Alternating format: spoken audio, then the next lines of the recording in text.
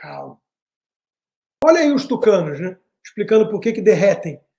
O Datena, que teve 1% dos votos, partido nanico, desce do muro sempre do lado esquerdo, caindo no colo de um petista, opsolista.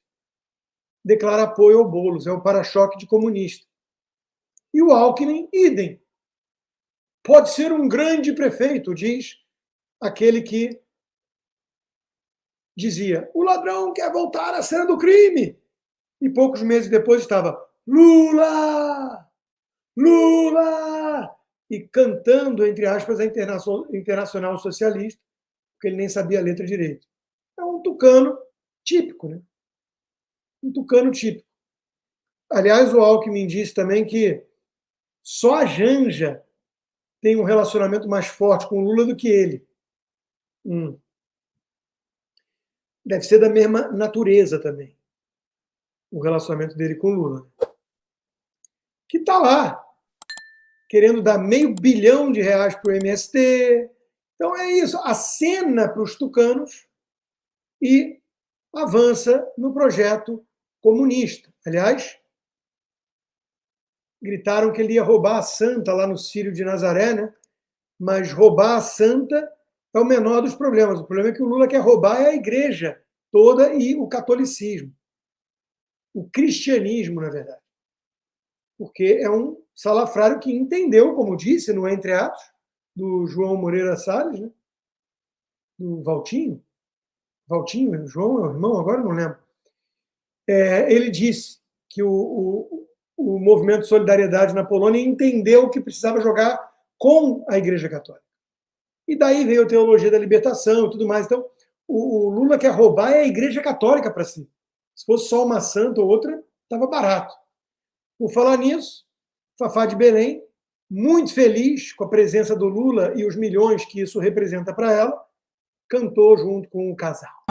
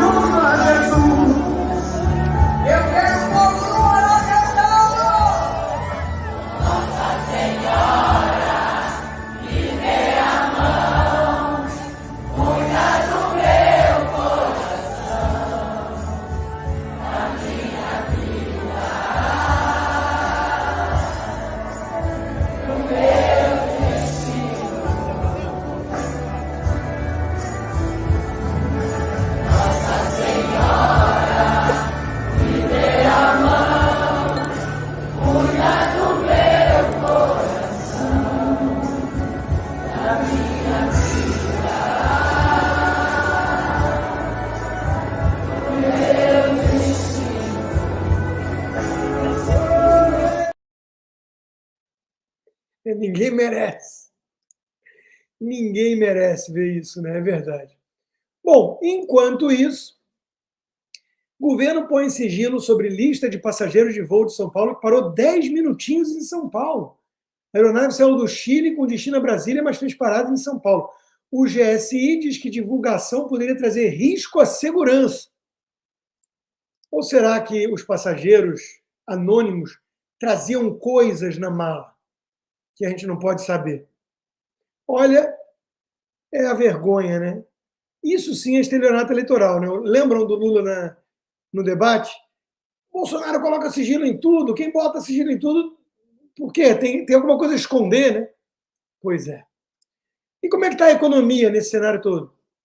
Pedidos de recuperação judicial de micro e pequena empresa dobram no ano. Piora nas contas do governo, afasta investidores do Brasil. As ações são afetadas. O novo prêmio Nobel, Acemoglu, que foi apoiador de Lula, diz que está extremamente desapontado. Detalhe, ele já é um prêmio Nobel esquerdista. A liberal Deirdre McCloskey disse que esse prêmio foi um prêmio político, que a teoria do Acemoglu é música para os ouvidos de quem quer acreditar num autoritarismo dos especialistas que vão governar de cima para baixo como se aplicar modelinhos que deram certo fosse fácil no mundo real. Então, mesmo esse sujeito Eu li o livro dele, é razoável, mas não é para prêmio Nobel, nada disso. Sobre a importância das instituições, Hayek, Douglas North, outros prêmios Nobel de Economia já falaram de forma muito mais interessante, com muito mais propriedade do que o Acemoglu. Mas tudo bem, foi uma decisão meio política, na minha opinião.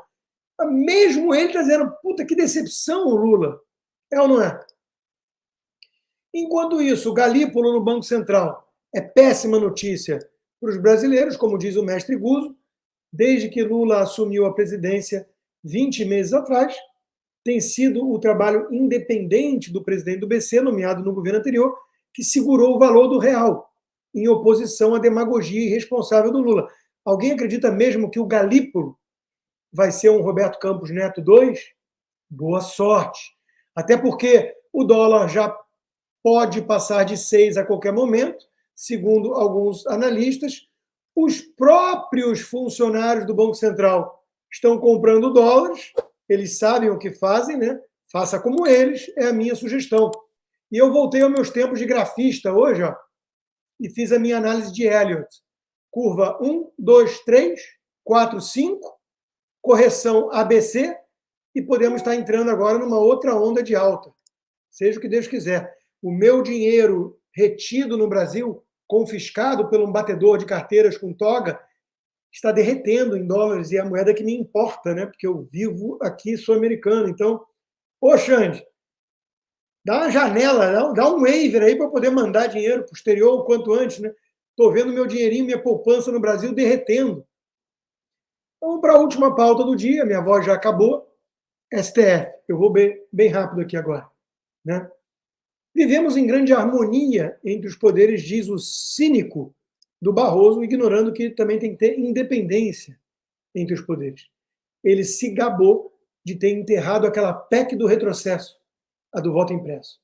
Ele disse, nós derrotamos o bolsonarismo num convescote de comunistas da UNE.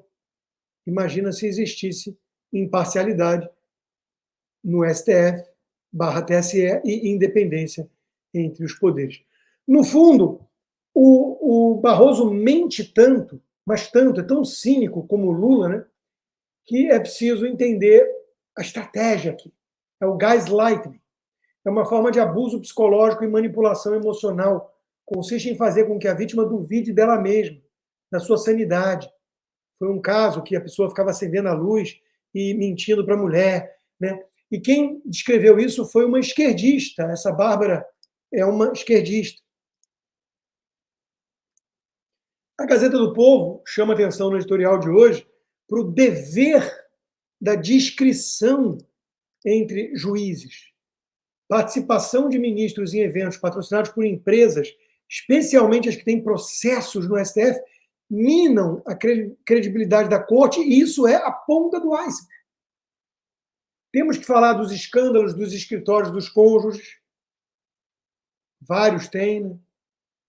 Então, é tudo muito promíscuo e escancarado nesse STF brasileiro. É várzea, é republiqueta das bananas.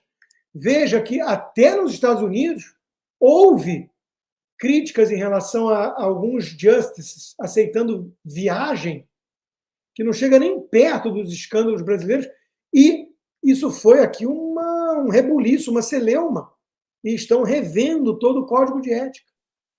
Alguém imagina isso no Brasil? Com o Barroso dizendo qualquer crítica indevida e é um ataque à instituição, nós estamos aqui para empurrar a história. Congresso pode legislar, mas STF diz se é constitucional, defende Dino. Como diz o Marcílio, tudo que o Congresso faz é inconstitucional para o STF. Tudo que o STF faz, inclusive legislar, é constitucional e inquestionável. Na prática, temos um STF político que governa sozinho. Reequilibrar os poderes é um dever de todo mundo que tem um mínimo de apreço pela democracia e pelo Estado de Direito. Veja, chegamos ao ponto de uma jornalista da velha guarda, Eliane Cantanhede, escrever abertamente no Estadão, um dos principais jornais, que a direita é forte nas urnas e, portanto, no Congresso, mas que o Supremo, ou seja, inimigo da direita, tem um arsenal contra a direita e sabe usá-lo. Não tem voto, mas tem muitos processos. Gente, isso é golpismo. Tratado à luz do dia em praça pública.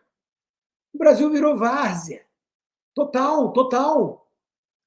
Aí o Gilmar vai lá e diz que STF pode analisar a validade do impeachment. Quer dizer, se o Senado, que é o órgão competente segundo a Constituição, com todas as letras, aprovar o impeachment, o STF diz e fala, o do presidente, sim, mas não vem mexer com a gente. Aí já é demais. Criaram uma ditadura perfeita. É ridículo isso. Agora, está cheio de assessor de imprensa aplaudindo esse tipo de fala abjeta de ministro do Supremo. O tribunal fica numa posição extremamente curiosa, porque aqueles que são beneficiados diretamente pelas decisões do tribunal, que acho que é a maioria da população, eles não saem às ruas para fazerem barulho. Mas há uma minoria barulhenta que sempre está xingando o Supremo. O Supremo vira a genia. A culpa é do Supremo. O Supremo está agradando a maioria, mas é uma maioria silenciosa. Faz o teste. Entre em avião comercial em vez de jatinho da FAB. Vai dar uma passeada na Avenida Paulista no final de semana. Por que vocês vivem numa bolha cheio de segurança, carro blindado e lagosta? Quem está feliz com o STF atual são os corruptos da Lava Jato, não tem nenhum preso. São os traficantes que recebem habeas corpus e jatinho e dinheiro de volta. São esses que estão felizes com essa palhaçada de vocês. É promiscuidade. Barroso e Toffoli, que julgam ações da JBS, palestram em evento patrocinado pela empresa dos Batista. E, sobre o retorno do X, não comemorem antes do tempo. Não é volta à normalidade, gente. Voltou, foi a turma de zumbis da esquerda que tinha sumido e estava um ambiente muito melhor lá, porque a direita, corajosa, praticou desobediência civil e não se intimidou com a ameaça de multa. Quem suspira de alívio ao saber que poderá voltar a usar a rede para fins pessoais ou profissionais, ou não entende ou não quer entender que o fato de Moraes ter prevalecido na disputa contra Musk é um indicador preocupante de toda a deterioração das liberdades de um país que já não pode se dizer democrático. A Gazeta conclui: quando as liberdades e garantias democráticas são agredidas constantemente, sem que a sociedade se coloque com firmeza diante do agressor e o faça parar, ele sente que pode ir além e testar novas formas de arbítrio. Quem acha que o Alexandre de Moraes vai praticar autocontenção não entende a natureza do monstro. Pelo menos no X ainda temos as notas dos próprios leitores que humilham a fábrica de fake news que é o STF, que se propõe a ser o Ministério da Verdade e, na prática, é o Ministério da Mentira. O perfil do STF mente e desinforma ao afirmar que a determinação era pela remoção de conteúdos específicos. As ordens eram para remoção de perfis inteiros como o meu. Inclusive, se eu criar um novo, é derrubado. Ué, o que o perfil novo tem a ver com qualquer crime que eu possa ter cometido? O Lula preso tinha a conta ativa nas redes sociais. Então, é censura vedada pela Constituição Federal. Eu, como pessoa, estou proibido de falar na praça pública da era moderna, pelo Alexandre de Moraes, que mente descaradamente nas redes sociais, mantendo o @Alexandre, que ninguém sabe como ele conseguiu, porque ele está vencendo, sim, o cabo de guerra contra o Elon Musk, que teve que ceder quando chegou na Starlink, provavelmente por pressão de sócios e tudo, ou por estratégia. É melhor manter o X vivo do que morrer com dignidade. Ele aceitou os termos e condições da ditadura brasileira, que são termos e condições draconianos, para dizer o mínimo. Advogado do Senado que deu parecer contra o impeachment de Moraes é fundador de escritório de advocacia, com mais de 100 processos no STF. Repito, a palavra que melhor define tudo isso é promiscuidade. Os donos do poder se lambuzam no esquema que eles montaram para se perpetuarem lá e expropriarem nossos recursos, enquanto que eles perseguem qualquer um que ousa criticá-los. Uma sigla sobre a suspensão do X faz um alerta muito importante. Foi um laboratório para 2026. Se nas eleições municipais desse ano tivemos uma imensa agressividade com as redes sociais, imagine em 2026, em que o frágil governo petista tornará real a chance da direita chegar ao poder. Por isso eu fiquei muito decepcionado com alguns bolsonaristas que aplaudiram Datena Tucano comunista, apoia o Boulos hoje, dando cadeirada em Pablo Marçal, ou o sistema falando em prender o Pablo Marçal, em censurar, e o próprio Tarcísio dizendo, tem que prender mesmo. Calma. O Rodrigo virou Marsalete, aí um bando de imbecil, falando besteira nas redes sociais. Deixa, eu defendo a liberdade dos nécios expressarem suas estultices até na minha live. Deixa. Agora, o fenômeno está aí para quem quiser ver. O Tarcísio aplaudindo o Alexandre de Moraes não vai enfrentar o sistema. E o sistema vai chegar lá na frente e vai escolher quem quer que ele ganhe. Talvez o Tarcísio acredite que ele vai ser o cavalo escolhido pelo sistema, assustado com o petismo. Pode ser. É uma aposta que tem alguma lógica, mas é arriscada, né? Porque até lá o sistema faz o que quiser. Essa que é a verdade.